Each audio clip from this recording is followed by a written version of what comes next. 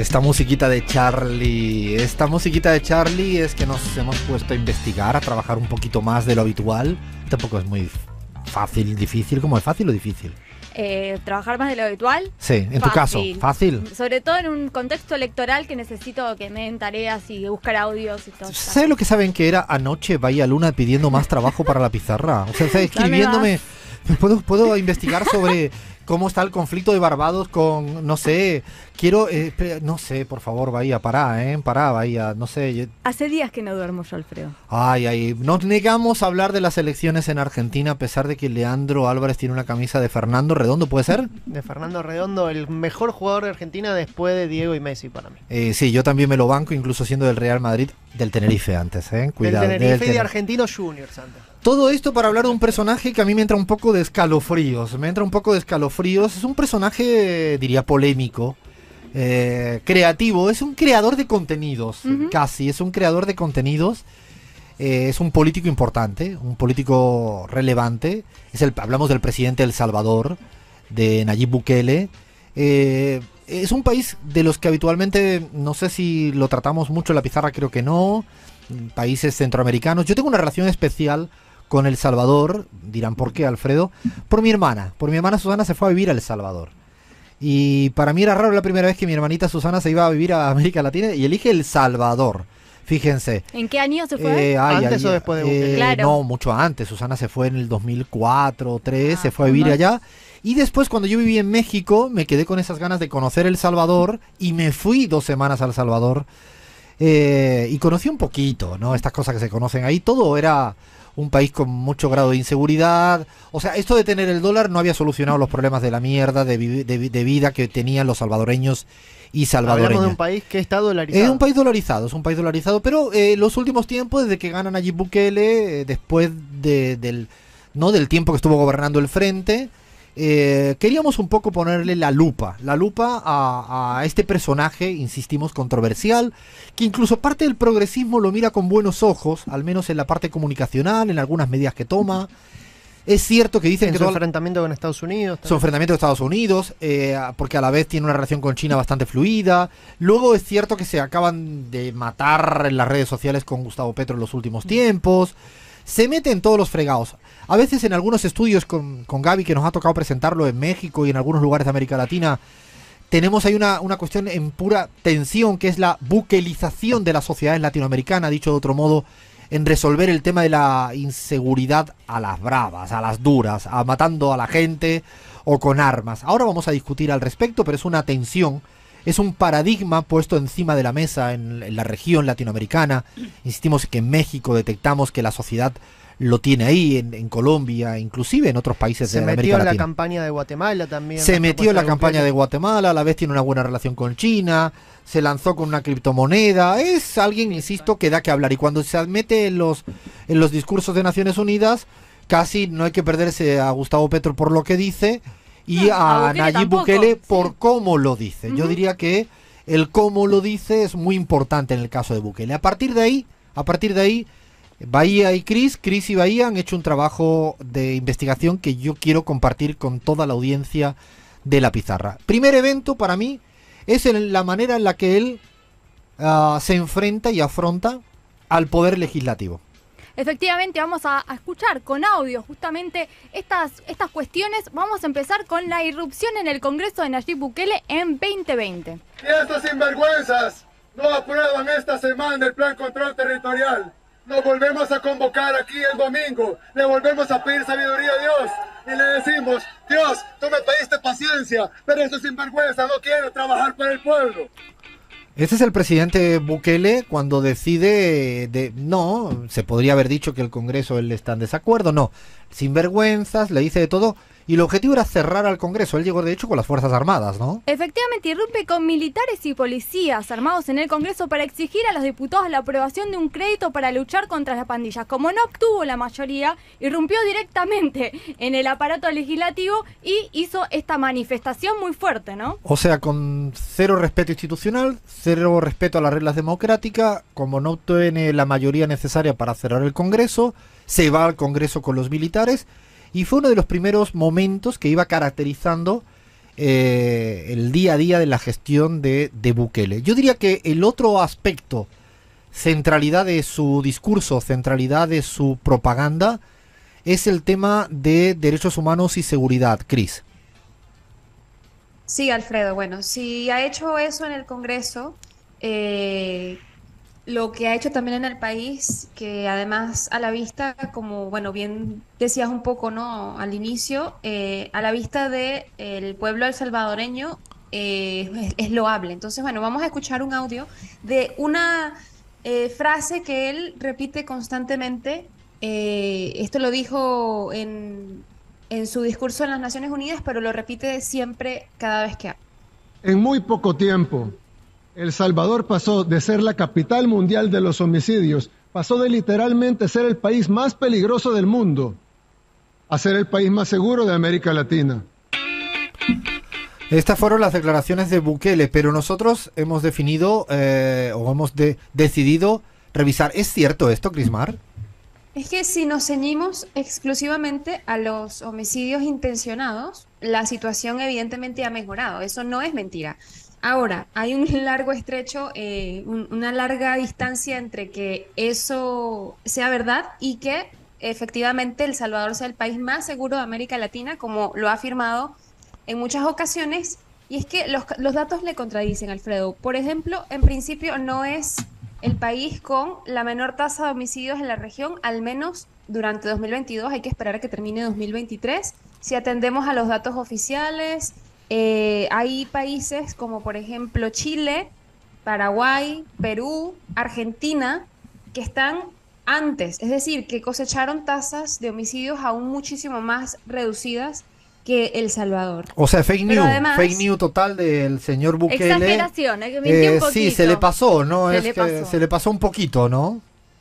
Podrías haber dicho uno de los más seguros, pero Claro. definitivamente no el más seguro, ¿no? Además, los datos son inexactos, Alfredo, porque desde mayo del 2021 Bukele ha excluido de estas estadísticas de muertes violentas, ¿no? El hallazgo, por ejemplo, de restos óseos y de homicidios cometidos por la policía o la Fuerza Armada, como por ejemplo la muerte de los presuntos pandilleros, ¿no? Ocurridos en enfrentamientos con las fuerzas de seguridad, y otros hechos violentos. Por ejemplo, no cuenta las muertes bajo custodia estatal.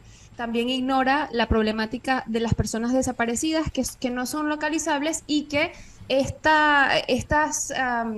esto formaba parte, pues, se tomaban como homicidios en gobiernos anteriores. Entonces, el número de 7.8 homicidios por cada 100.000 habitantes realmente no es exacta, porque se están ignorando deliberadamente a millones de personas o a cientos de personas que han sido asesinadas también de forma violenta. Es un dato fundamental este. Es decir, que el señor Bukele, para justificar que la tasa de homicidio ha bajado muchísimo, no está contando a los desaparecidos ni está contando a los reprimidos.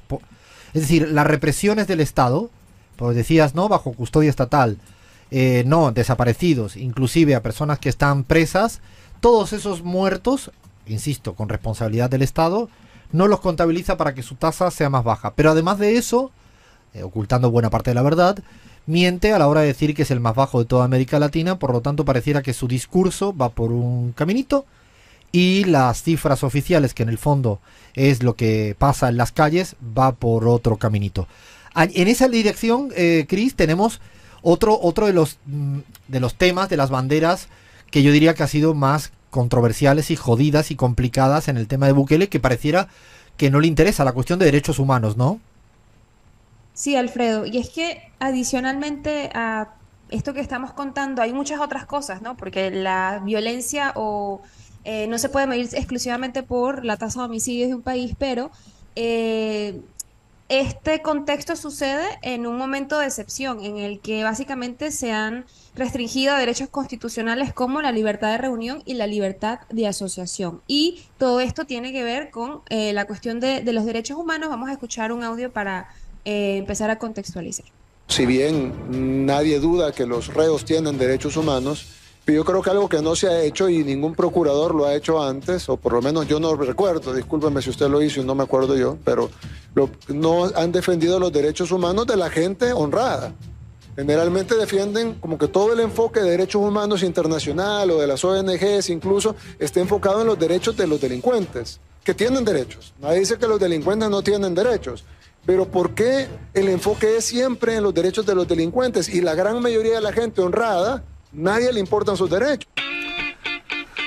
Cuando alguien dice, nadie duda que los negros tienen derecho, ¿no? Todos Nadie dudamos, duda ¿no? que las minorías tienen derecho, es cuando uno se echa a temblar, porque en el fondo los pesos, ¿no? La preponderancia, la relevancia que le da a lo uno y a lo otro no es, pareciera lo mismo, porque además es interesante lo que tú decías, Cris, respecto, me quedaba pensando con el tema de la libertad de reunión, ¿no? Que hayan sido concurridos esos derechos, no se permitan que existan. ¿Por qué lo digo? Es porque son los adalides de la libertad. Sí, Esta libertad no pareciera que tiene lugar en la reunión, en asociarse.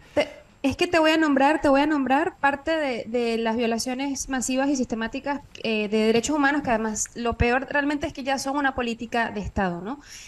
Los operativos sorpresas indiscriminados y detenciones arbitrarias masivas que directamente violan el artículo 7 de la Convención Americana de Derechos Humanos, que además, apelando un poco a esto de que la gente honrada, los agentes a menudo, con órdenes del gobierno, estas redadas, ¿no? Las han hecho en comunidades donde la gente ha sufrido durante años inseguridad y falta de oportunidades económicas y educativas, porque sencillamente pues esta detención pues se han hecho en lugares donde las detenciones parecen haber sido basadas en la apariencia y en el lugar de residencia de los detenidos, y no necesariamente en evidencias cuestionables. O sea, que si a mí Porque- me ven con esta pinta, con estas barbas, con esta estética tan cuidada, tengo todas las papeletas, ¿no? Estás complicado en El Tienes- Salvador. sí. Marcas todas las casillas Pronto para, Todas, para tac, tac, ser tac, tac. directamente detenido.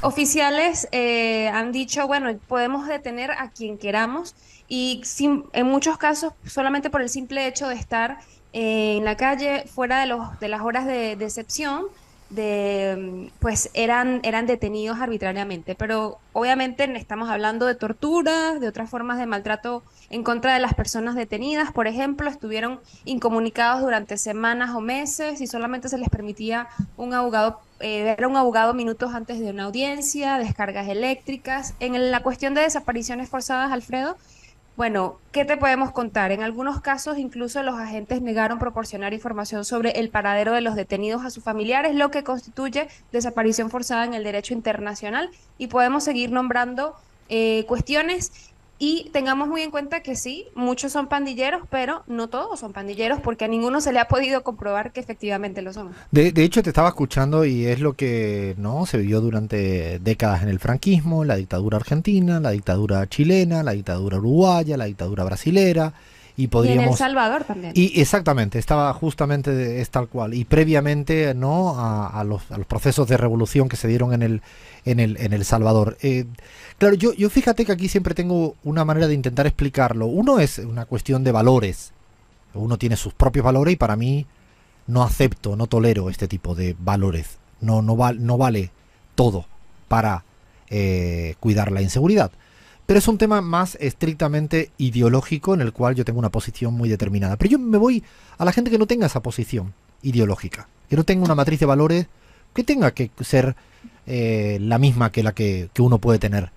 Hablo de pragmatismo. ¿Se imaginan que le pase esto a su hijo, a su nieto, a su hija, a su nieta, a su tía, a su tío, en el día a día? En el día a día que le pueda pasar, porque esto que está planteando Crismar es el día a día de una política de Estado. El día a día de una política de Estado donde la apariencia, que es un criterio arbitrario de un militar de turno que está en una esquina, en un barrio, repito, Totalmente subjetivo. esto ya no es una cuestión de dónde yo estoy posicionado ideológicamente, que la tengo clara.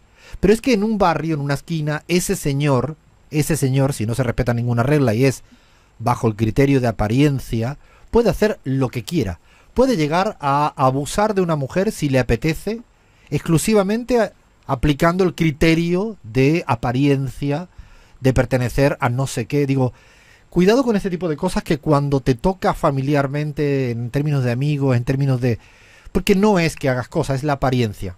Sí, Alfredo, hace falta aclarar algo que nos enseñan en la escuela, que es cuando hablamos de violaciones a los derechos humanos, hablamos de violencia, violaciones ejercidas por el Estado, quien ejerce el monopolio de la fuerza contra su propia población. Es una cuestión conceptual, pero siempre hay que recordarla cuando gente como Bukele nos vienen a hablar de derechos humanos, cuando o no lo saben o lo saben y adrede lo evitan. Es una política de Estado, es importante. Cris, ¿querías decir algo más también al respecto? No, bueno, para puntear esto último, y es que yo creo que permitir que se imponga la idea de que vulnerar los derechos fundamentales, ¿no? Y llevarse puesta la democracia por delante, pues es tolerable si a cambio los gobernantes a quienes votamos pues nos dan respuestas a problemas que enfrentamos como sociedad, que además son respuestas, si se viene a ver, con soluciones cortoplacistas, porque esto no está solucionando los problemas o las causas estructurales que empujan a las personas,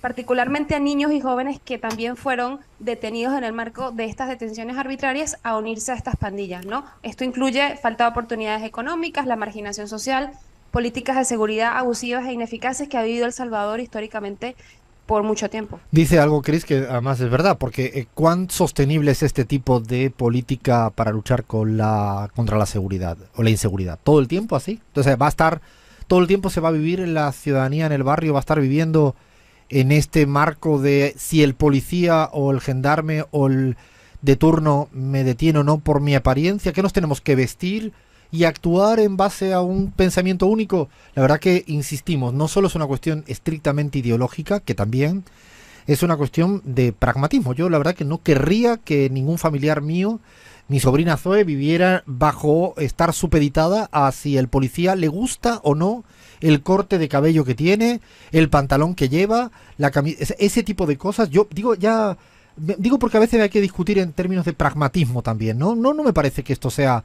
una solución para nadie. Efectivamente, y ya para terminar con el tema de seguridad, vamos a escuchar otro audio porque también está muy en boga en el discurso de Bukele la llegada de armamentos, ¿no? Permanentemente en sus discursos y en sus redes sociales. Vienen muchísimos más de estos vehículos en camino.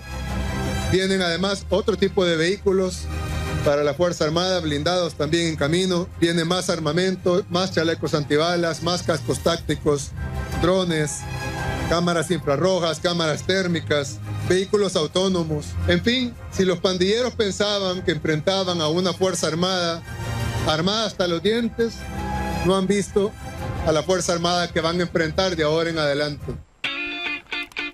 No era una película de Hollywood, ¿eh? Era de hecho, si ustedes miran en el Instagram de él, cuando llegan las armas, no entiendo de nada de armas, pero cuando llegan las armas, él se suele hacer una foto posando con una... Lo digo para aquel que cuestiona a veces al señor Vladimir Putin por el uso no fotográfico de algunas veces con armas. Por favor, que apliquen el mismo criterio. Insistimos, cada semana, de hecho, la producción hollywoodiense del señor Bukele con respecto al tema de las armas, yo creo que supera cualquier paradigma de comunicación que he visto en América Latina.